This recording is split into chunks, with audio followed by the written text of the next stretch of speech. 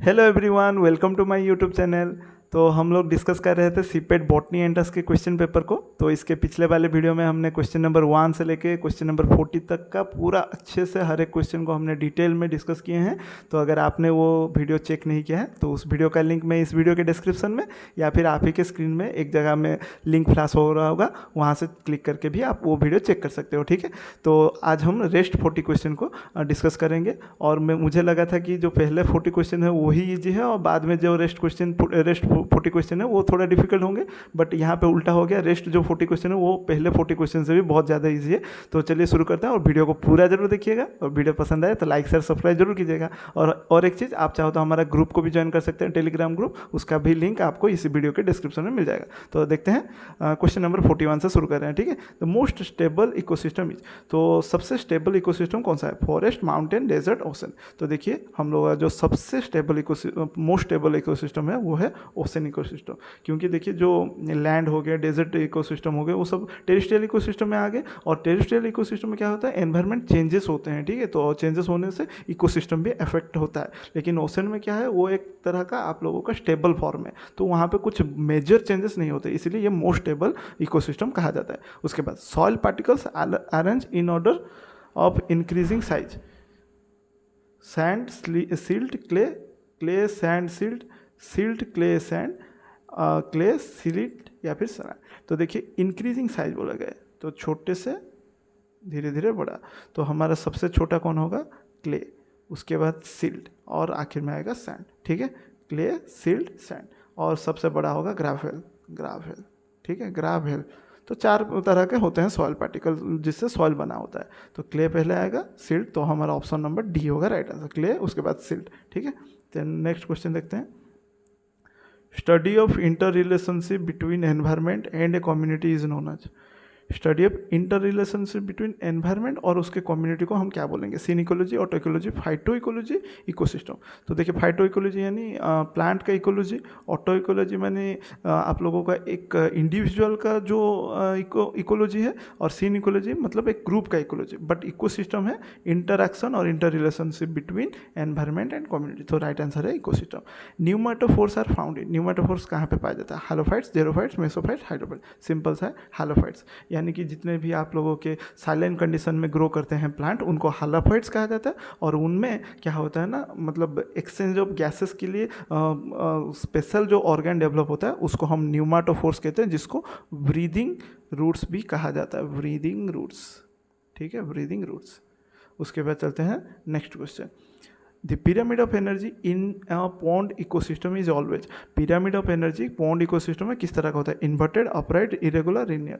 तो देखिए pyramid of energy, चाहे वो पॉन्ड हो, टेरेस्ट्रियल में जो कोई भी फॉरेस्ट हो, ग्रासलैंड हो, माउंटेन हो, जो भी इकोसिस्टम हो, पिरामिड ऑफ एनर्जी हमेशा इस तरह का रहेगा, जिसको हम अपराइट कहते हैं। क्योंकि हमेशा एनर्जी जब भी ग्रेजुअली ऊपर की ओर जाता है, मतलब लोअर ट्रॉपिक लेवल से हायर ट्रॉपिक लेवल को जब भी जाता है, एनर्जी हमेशा डिक्रीज करेगा, कभी भी इंक्रीज। मतलब ये उल्टा कभी नहीं दिखेगा कि बेस में कम है उसके बाद ऊपर जाते जाते ग्रेजुअली आपका एनर्जी बढ़ेगा, कभी भी नहीं होगा। याद रखिए pyramid of energy always upright होगा। ठीक है, ऑलवेज अपराइट, यहाँ पे इज ऑलवेज अपराइट। क्योंकि जब भी आप लोग लोअर ट्रॉपिक लेवल से हायर ट्रॉपिक लेवल को जाएंगे तो हमेशा एनर्जी डिक्रीज होगा ही होगा, और ये सभी के लिए फिक्स है। Which of the following statement is not true. तो इसको थोड़ा मैं क्वेश्चन इसको चेक करके बुक से आप लोगों को बता दूंगा, कमेंट सेक्शन में इसको पिन कर दूंगा। ठीक है, ये टैक्सोनॉमी की यानी कि आप लोगों का जो न्यूमेरिकल टैक्सोनॉमी, साइटो टैक्सोनॉमी वहाँ से आया है, तो मुझे उसको थोड़ा चेक करना पड़ेगा, उसके बाद ही मैं इसका आंसर बता पाऊंगा। अगर आप लोगों को मालूम है तो कॉमेंट सेक्शन में जरूर बताएगा। चलिए नेक्स्ट क्वेश्चन देखते हैं। When one specimen is designated as the author by the author as the nomenclature type, it is known as। तो एक स्पेसिमेन को ऑथर के द्वारा नोमेनक्लेचरल टाइप के लिए यूज किया गया है, तो उसको क्या बोलें? Holotype, isotype, syntype, नियोटाइप। सिंपल है, जब भी पहली बार के लिए जो भी प्लांट, ठीक है, प्लांट स्पेसिमेन का बोल रहा हूँ, जो भी प्लांट ऑथर पिक किए हों और उसी प्लांट को यूज करके वो नोमेनक्लेचर कर रहे हैं, नोमेनक्लेचर यानी नेमिंग वगैरह कर रहे हैं, तो उसको हम होलोटाइप कहेंगे या फिर ओरिजिनल टाइप बोलेंगे। याद रखिएगा। ठीक है, जब भी ऑथर पहला जो स्पेसिमेन लेके प्लांट स्पेसिमेन लेके प्लांट को नेमिंग करते हैं उसको होलोटाइप या फिर ओरिजिनल टाइप कहेंगे। उसके बाद which of the following structure are not present in the florets of the plants belonging to the family Poaceae. तो पोआसी में आप लोगों का इनमें से कौन सा फ्लोरेट पाया नहीं जाता, lemma, palea, lodicules, but scutellum नहीं होता। ठीक है, तो राइट आंसर होगा डी, स्कूटेलम। उसके बाद system of classification followed by most of the herbaria of the world is that. तो सारे के सारे जो हर्बारिया है, मोस्ट ऑफ द हर्बारियम हम कौन से क्लासिफिकेशन के बेसिस में अरेंज करते हैं, Hutchinson, Bentham and Hooker, Linnaeus, Takhtajan. हमें सबको मालूम है natural system of classification is given by Bentham and Hooker, and Bentham and Hooker system of classification को ही ज़्यादा फॉलो किया जाता है क्योंकि ये सबसे कन्वीनियंट है। बाकी हचिंसन, ताक्ताजान, लिनियस ये सब क्या है, नेचुरल बोल रहा हूँ, ये आप सभी का किस में है, आपका फाइलोजेनेटिकली एंगुलर प्लांट है या फिर आप लोगों का जो मॉडर्न है। तो बाकी जो बेंथम एंड हुकर वो सब सिर्फ और सिर्फ नेचुरल सिस्टम, आर्टिफिशियल बाकी सब है, सॉरी आर्टिफिशियल का बोल रहा हूँ, तो बाकी सब आर्टिफिशियल है, लेकिन बेंथम एंड हुकर ही एक होता है जो नेचुरल और इसी को ही फॉलो किया जाता है। ठीक है, उसके बाद चलते हैं next question. Considering the most commonly seen ploidy level of endosperm, if the endosperm cell of an angiosperm has 24 chromosome, the number of chromosomes in its megaspore shall be। बहुत ईजी है, एंजियोस्पर्म का बोला गया है, तो angiosperm में endosperm 3n होता है, आप सभी को मालूम है। तो ये कितना है 24, तो n कितना हो गया, यानी n यानी हाप्लोइड कितना हो गया 24/3 यानी 8 हो गया। तो हमारा राइट आंसर हो जाएगा 8। अगर जिम्नोस्पर्म कहता तो जिम्नोस्पर्म में वो हाप्लोइड होते हैं, याद रखिएगा, जिम्नोस्पर्म में एंडोस्पर्म हाप्लोइड होते हैं। उसके बाद चलते हैं next. The entry of pollen tube through micropyle is known as. Pollen tube अगर मान लीजिए ये है आपका ओव्यूल, ये ओव्यूल है, तो माइक्रोपाइल, ये माइक्रोपाइल है, एम लिख दे रहा हूँ, ये चला जाए है और ये इंटेगुमेंट। अगर मान लीजिए पोलन ट्यूब आके माइक्रोपाइल के थ्रू से एंट्री कर रहा है तो उसको क्या बोलेंगे, पोरोगैमी, मेसोगैमी, चालोगैमी, एलोगैमी। तो उसको हम पोरोगैमी बोलेंगे क्योंकि यहाँ पे एक पोर होता है, माइक्रोपाइल जिसको पोर कहते हैं। तो पोरोगैमी, मेसोगैमी यानी इंटेगुमेंट के थ्रू से, चालोगैमी यानी चालोगैमी के थ्रू से अगर पोलन ट्यूब एंट्री कर रहा है। ये सब आप लोग जानते होंगे, 12th में पढ़े होंगे। उसके बाद apomixis in plants means development of a plant. Apomixis in plant मतलब प्लांट में एपोमिक्सिस डेवलपमेंट ऑफ प्लांट किस तरह का डेवलपमेंट होता है, फ्रॉम फ्यूजन ऑफ गैमेट्स के थ्रू से होता है, विदाउट फ्यूजन ऑफ गैमेट्स से होता है, फ्रॉम स्टेम कटिंग या फ्रॉम रूट कटिंग। देखिए स्टेम कटिंग, रूट कटिंग ये सभी के सभी वेजिटेटिव प्रोपागेशन हो गए। और आप लोग फ्यूजन ऑफ गैमेट्स मतलब आप लोग जानते हैं फ्यूजन ऑफ गैमेट्स हुआ मतलब सेक्सुअल हो गया, लेकिन एपोमिक्सिस यानी विदाउट मिक्सिस। आपो मतलब है विदाउट मिक्सिस, और किसका मिक्सिस, गैमेट का। So fusion of, without fusion of gamete होगा राइट आंसर। ठीक है, उसके बाद चलते हैं next. Transfer of pollen grains from one flower to another flower of the same plant is called. यानी कि हमारे पास ये प्लांट है और ये मैं थोड़ा सा अलग कलर यूज़ कर दे रहा हूँ, ये वाला, ये आप लोगों का मान लीजिए ये है एक फ्लावर जो कि है फीमेल फ्लावर, ठीक है, और दूसरा कलर ये है मेल फ्लावर। ठीक है, तो ये बोला गया वन फ्लावर टू अनदर। तो वन फ्लावर से अनदर फ्लावर में आप लोगों का मतलब यहाँ से पोलन ग्रेन आके फीमेल में आके गिर रहा है, तो उसको सेम प्लांट, लेकिन सेम प्लांट का है, देख रहे हैं, तो ये एक सेम प्लांट है, उसको क्या बोलेंगे, गेटेनोगैमी, ऑटोगैमी, जेनोगैमी या फिर एलोगैमी। तो उसको हम बोलेंगे गेटेनोगैमी। ठीक है, गेटेनोगैमी बोला जाएगा। यानी एक ही प्लांट के दो फ्लावर के बीच में अगर पोलिनेशन हो रहा है, पोलन ग्रेन ट्रांसफर यानी पोलिनेशन हो रहा है, तो उसको हम गेटेनोगैमी बोलेंगे। ठीक है, और ये गेटेनोगैमी आता है सेल्फ पोलिनेशन के अंडर में। सो ऑटोगैमी, गेटेनोगैमी दोनों के दोनों सेल्फ पोलिनेशन में आते हैं। उसके बाद which of the following statement is correct. इनमें से कौन सा स्टेटमेंट सही है, करेक्ट है। ठीक है, करेक्ट है। तो एंडोथेसियम प्रोड्यूसेस द माइक्रोस्पोर, यानी पोलन ग्रेन एंडोथेसियम से बनता है, पूरा गलत है। Tapetum nourishes the developing pollen, yes ये सही है। Hard out layer of the pollen is called intine, गलत है क्योंकि उसको एक्साइन बोला जाता है जो कि बना रहता है स्पोरोपोलिन से। स्पोरोजिनस टिश्यू इज हैप्लॉइड, ये भी गलत है, वो होता है डिप्लॉइड जो कि बाद में अंडरगो मियोसिस करके हैप्लॉइड बनता है। लेकिन हैप्लॉइड क्या बनाता है, पोलन ग्रेन बनाता है। ठीक है। तो यहाँ पे कौन सा वाला राइट है, tapetum. Tapetum nourishes the developing pollen, तो ये नरिश करता है, उसको फूड एंड न्यूट्रिशन प्रोवाइड करता है। उसके बाद the metal ion involve in stomatal regulation, stomatal regulation में कौन सा मेटल आयन यूज होता है या फिर इन्वॉल्व होता है, iron, magnesium, zinc, potassium. Stomatal regulation में हमें बहुत ही अच्छे से मालूम है वो है पोटेशियम। K+ आयन का बहुत ही इंपॉर्टेंट रोल है opening and closing of stomata during transpiration, याद रखिएगा। K+ ion, K+ ion, Cl- ion, ये सभी का सभी बहुत ही इंपॉर्टेंट रोल प्ले करते हैं। Spraying of phenyl mercuric acetate on lips, तो फिनाइल मर्क्यूरिक एसिड को हम PA में पढ़ सकते हैं, इसका एब्रीविएशन फॉर्म है। तो PA में ऑन लिप्स क्या करता है, increases the rate of transpiration, decreases the rate of transpiration, या फिर increases the rate of guttation, या फिर increases the rate of water absorption. तो हमें सिंपल सा मालूम है, इसको बोला जाता है ट्रांसपेरेंट, एंटी ट्रांसपेरेंट बोला जाता है, मतलब जो ट्रांसपिरेशन को रिटार्ड करे, तो decreases the rate of transpiration. और एक है ABA, तो ABA भी एंटी ट्रांसपेरेंट बोला जाता है क्योंकि ये भी ट्रांसपिरेशन को रोकता है बाई क्लोजिंग द स्टोमाटा, ठीक है। उसके बाद ए प्लांट रिक्वायर्स मैग्नीशियम फॉर, एक प्लांट को मैग्नीशियम किसके लिए चाहिए, किस पर्पस के लिए, प्रोटीन सिंथेसिस के लिए, क्लोरोफिल सिंथेसिस के लिए, सेलुलर डेवलपमेंट के लिए, या फिर होल्डिंग सेल्स टुगेदर।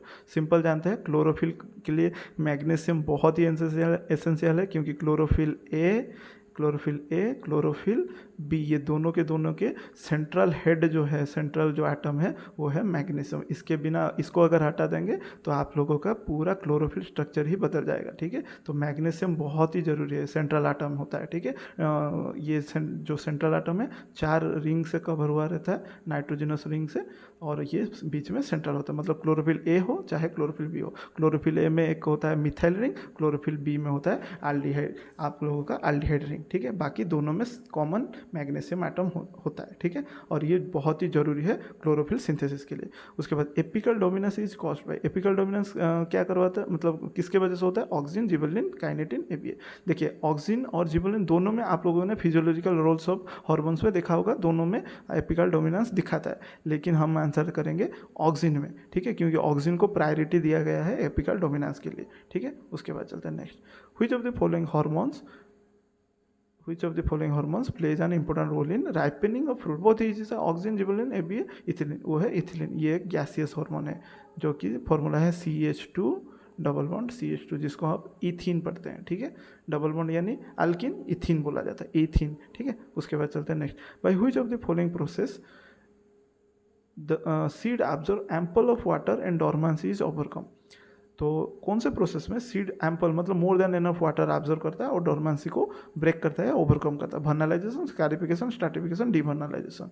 तो देखिए ये वाला क्वेश्चन ही गलत है क्योंकि ये बोला है observe of ample of water, तो वर्नलाइजेशन तो सीड जर्मिनेशन के लिए कोई रूल नहीं। वर्नलाइजेशन का मतलब है providing cold treatment to flower करने के लिए, फ्लावरिंग करने के लिए आपको वर्नलाइजेशन में कोल्ड ट्रीटमेंट दिया जाता है। डिवर्नलाइजेशन जस्ट टूल्स का उल्टा है। लेकिन स्कैरिफिकेशन, स्ट्रैटिफिकेशन क्या है, स्कैरिफिकेशन यानी mechanically breaking the seed dormancy, यानी एब्रेशन हो गया, स्क्रैचिंग हो गया, स्क्रैचिंग वगैरह हो गया, एक सीड लिया आप उसको सरफेस में स्क्रैच करके उसका जो सीड कोट है उसको थिन कर रहे हो, तो वो एक तरह का स्कैरिफिकेशन में आएगा, ठीक है। विग्रस सेकिंग हो गया, वो सब करके आप लोग सीड कोट को थोड़ा सा कमजोर कर रहे हो। स्ट्रैटिफिकेशन यानी लो टेम्परेचर, मतलब टेम्परेचर रेगुलेट करके आप लोग सीड कोट को कमजोर कर रहे हो ताकि डॉर्मेंसी ओवरकम हो सके। बट यहाँ पे तो वाटर बोला गया है कि सीड डॉर्मेंसी को ब्रेक करने के लिए आपने एम्पल वाटर यूज किया है, तो इसमें से कोई भी ऑप्शन नहीं है मेरे हिसाब से। तो आप चाहो तो इसको थोड़ा अच्छे से चेक कर लेना, ठीक है। उसके बाद next question, induction of flowering by low temperature is called, अभी मैंने कहा उसको हम वर्नलाइजेशन कहेंगे। यानी अगर एक प्लांट में आपको कुछ स्पेसिफिक प्लांट है जहाँ पे आप लोग फ्लावरिंग करने के लिए टेम्परेचर को लो करना पड़ेगा ताकि वो लोग मतलब फ्लावर कर सके, ठीक है, मतलब फूल खिला सके, जिसके लिए आपको उस प्रोसेस को क्या कहा जाता है, वर्नलाइजेशन। उसके बाद the organelles involve in photo respiration को C2 रेस्पिरेशन कहा जाता है, ठीक है। तो ये फोटो रेस्पिरेशन कौन से ऑर्गेनेल्स में होता है, तो इसका मैंने CPM, अगर आपने मेरे प्रीवियस वीडियोस को देखे होंगे प्रैक्टिस वीडियो में, मैं हमेशा इसको याद रखने के लिए CPM बोलता हूँ, क्लोरोप्लास्ट, पेरोक्सिजम, माइटोकॉन्ड्रिया। देखते हैं कहाँ पे है, mitochondria, chloroplast peroxisome, option number B, ठीक है, माइटोकॉन्ड्रिया क्लोरोप्लास्ट पेरोक्सिसोम। और ये सीक्वेंस में याद भी रखिएगा क्योंकि ये जो C2 साइकिल है ये इसी फॉर्म में होता है, पहले क्लोरोप्लास्ट होता है, उसके बाद पेरोक्सिसोम, देन आखिर में माइटोकॉन्ड्रिया होता है। उसके बाद non cyclic photophosphorylation results in the production of, non cyclic photophosphorylation में क्या प्रोड्यूस होता है, ATP, ADP, NADPH, ATP and NADPH, तो ये दोनों के दोनों प्रोड्यूस करवाता है, ठीक है। उसके बाद crunch anatomy is usually associated with, crunch anatomy एक स्पेशल अरेंजमेंट है जहाँ पे रीथ लाइक मैनर में आपका बंडल शीथ अरेंज हुआ रहता है, ये यहाँ पे सेंटर में बंडल शीथ है और उसको घेरे हुए एक रिंग मैनर में मेसोफिल सेल्स होते हैं, ठीक है। तो ये क्रांच एनाटॉमी पाया जाता है C4 प्लांट में, याद रखिएगा C4 प्लांट यानी ये रहा। C4 प्लांट में कौन कौन आएंगे, सोरगम, मेज, शुगर केन, मिलेट्स, साइपेरासी के कुछ स्पीसीज, आमरंथस के कुछ स्पीसीज, ये सभी के सभी C4 प्लांट्स में आते हैं, ठीक है, जिनमें क्रांच एनाटॉमी देखने को मिलता है। Krebs cycle occurs in, Krebs cycle यानी TCA साइकिल कहाँ पे होता है, inner membrane of mitochondria, outer membrane of mitochondria, matrix of mitochondria, pre mitochondrial space of, peri mitochondrial space of mitochondria, तो वो होता है माइटोकॉन्ड्रिया, मैट्रिक्स ऑफ माइटोकॉन्ड्रिया, यानी ये रहा माइटोकॉन्ड्रिया आउटर मेम्ब्रेन, ये उसका इनर मेम्ब्रेन, ठीक है, और ये है उसका मैट्रिक्स, ठीक है, ये है उसका मैट्रिक्स, और इसी मैट्रिक्स के अंदर में आप लोगों का मैट्रिक्स, इसी मैट्रिक्स के अंदर में आपका TCA साइकिल या फिर ट्राइकार्बोक्सिलिक एसिड साइकिल होता है। The root nodule form by leguminous plants have a red pigment called, तो एक रूट नोड्यूल बनता है लेग्यूमिनस प्लांट में जिसको आप लोग काटोगे, मतलब ये है रूट, तो एक नोड्यूल बनता है, इसमें बहुत, इसको अगर आप लोग काटोगे ना, ये नोड्यूल, ये जो गांठ की तरह है, इसको काटोगे अगर, आपको पूरा रेड कलर का पिगमेंट दिखेगा। वो रेड कलर का पिगमेंट क्या है, हीमोग्लोबिन, फाइकोएरिथ्रिन, लेग हीमोग्लोबिन, एंथोसिन, उसको हम लेग हीमोग्लोबिन कहते हैं, जिसको आप लोग पढ़े होंगे ऑक्सीजन स्कैवेंजर्स बोला जाता है। तो इसका काम क्या है, नाइट्रोजिनेज एंजाइम, ठीक है, नाइट्रोजिनेज एंजाइम जो कि मोस्ट इंपॉर्टेंट एंजाइम है फॉर नाइट्रोजन फिक्सेशन, उसको काम करने के लिए ऑक्सीजन का एब्सेंस चाहिए, तो वो कौन करके देता है, लेग हीमोग्लोबिन, याद रखिएगा। उसके बाद इन फीडबैक इनहिबिशन आज metabolic pathway is switched off by, feedback inhibition में मेटाबॉलिक पाथवे बंद हो जाता है, किस लिए, कैसे होता है, ए राइज इन टेम्परेचर की वजह से, लैक ऑफ सबस्ट्रेट की वजह से, एक्यूमुलेशन ऑफ एंड प्रोडक्ट की वजह से, या फिर कॉम्पिटिटिव इनहिबिशन। तो देखिए अगर आप लोग थोड़ा सा कॉमन सेंस अप्लाई करेंगे, फीडबैक मतलब क्या, कि एक प्रोसेस हो रहा है और आखिर में जो चीज़ बनना है उसके फीडबैक से ही डिटरमाइन होगा कि आगे रिएक्शन होगा या नहीं होगा। मतलब एक रिएक्शन चल रहा है, उसका जो प्रोडक्ट निकल रहा है उस प्रोडक्ट के ऊपर मतलब डिपेंड करेगा कि आगे फर्दर रिएक्शन होगा कि नहीं, तो उसको हम क्या कहेंगे, एक्यूमुलेशन ऑफ एंड प्रोडक्ट हमारा राइट आंसर होगा, कि एंड प्रोडक्ट में इतना ज़्यादा बनेगा वो खुद के रिएक्शन का बंद होने का ही कारण बन जाता है, उसी को हम फीडबैक इनहिबिशन कहते हैं, ठीक है। उसके बाद TI plasmid is in genetic, TI plasmid used in genetic engineering is obtain from, जो जेनेटिक इंजीनियरिंग प्रोसेस करते हैं TI प्लाज्मिड कौन से प्लांट से निकालते हैं, कौन से स्पीसीज से निकालते हैं, प्लांट तो नहीं, bacteria, Bacillus thuringiensis, Agrobacterium tumefaciens, Agrobacterium rhizogenes होगा, ये राइजोजिन्स लिखा है, सीडोमोनास सिरिंजी, तो ये होगा हमारा एग्रोबैक्टीरियम तुमेफिसियंस से TI प्लाज्मिड को निकाला जाता है, ठीक है। उसके बाद ability of a plant cell to regenerate into a complete plant is known as, मतलब एक प्लांट सेल को एक पूरा कंप्लीट प्लांट बनाने में जो प्रोसेस है उसको क्या कहते हैं, pluripotency, totipotency, tissue culture, cell cloning, उसको हम टोटीपोटेंसी कहते हैं। उसके बाद gel electrophoresis is used for the, gel electrophoresis को किस पर्पस के लिए यूज किया जाता है,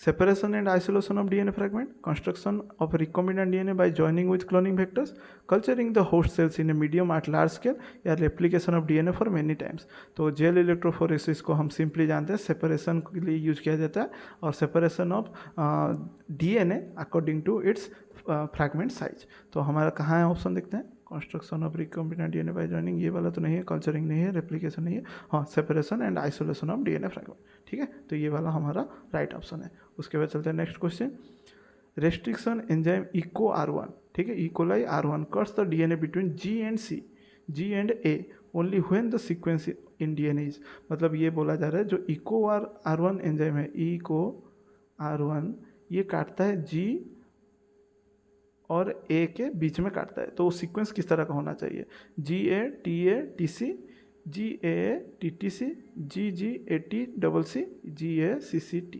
तो देखिए जो EcoR1 है वो हमेशा काटता है पैलिंड्रोमिक सीक्वेंस को, और इनमें से पैलिंड्रोमिक सीक्वेंस कौन है? GAACCT। तो अगर इसको आप लोग देखोगे, G का ऑपोजिट कौन रहेगा? C, डबल A का T, उसका डबल C का डबल G और T का A। ठीक है, मैंने गलत बोल दिया, GATTC ये वाला होगा ऑप्शन, इसका कॉम्प्लीमेंटर नहीं बन रहा, मैं फिर से बोल दे रहा हूँ। तो हमेशा याद रखिए जो EcoR1 है वो पैलिंड्रोमिक सीक्वेंस को कट करता है, और इनमें से पैलिंड्रोमिक सीक्वेंस है ये वाला, देखिए कैसे, GAATTC। तो G के जगह क्या आएगा? इसका कॉम्प्लीमेंटर है C, A के जगह T, फिर A, फिर A और G।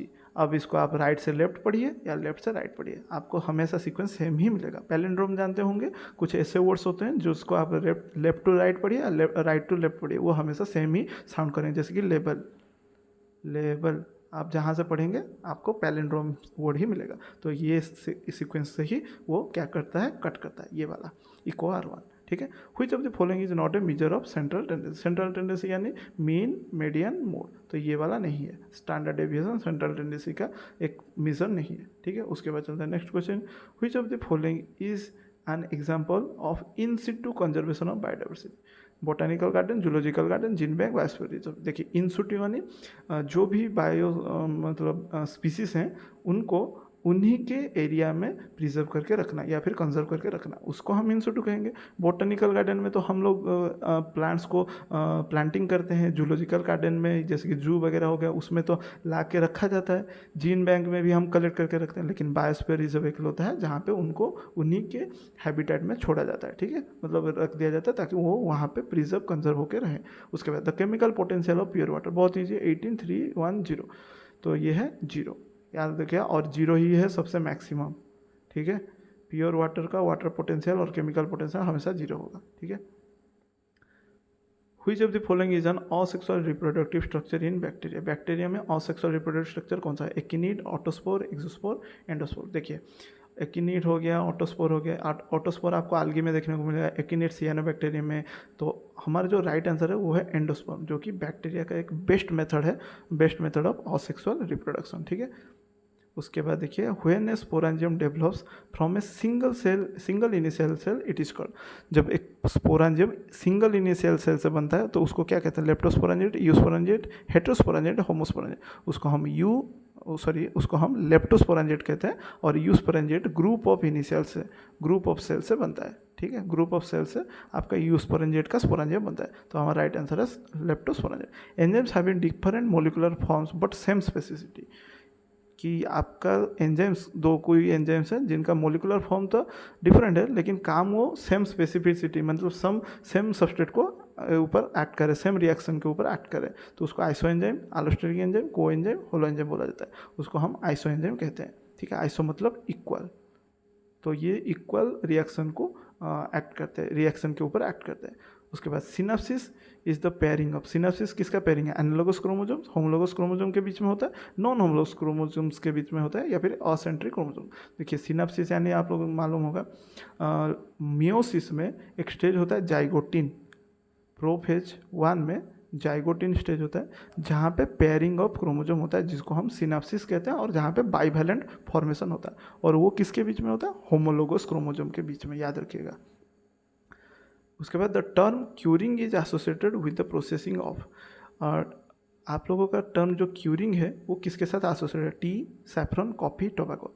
तो देखिए यहाँ पे अगर थोड़ा आप डिफरेंट इकोनॉमिक बॉटनी बुक पढ़े होंगे तो आपको क्यूरिंग टोबैको में भी देखने को मिलता है, टी में भी देखने को मिलता है। लेकिन अगर हम स्पेसिफिकली एक CTC मेथड का देखेंगे प्रोसेसिंग, CTC में बोला जाता है क्रश, टियर, उसके बाद कर्ल।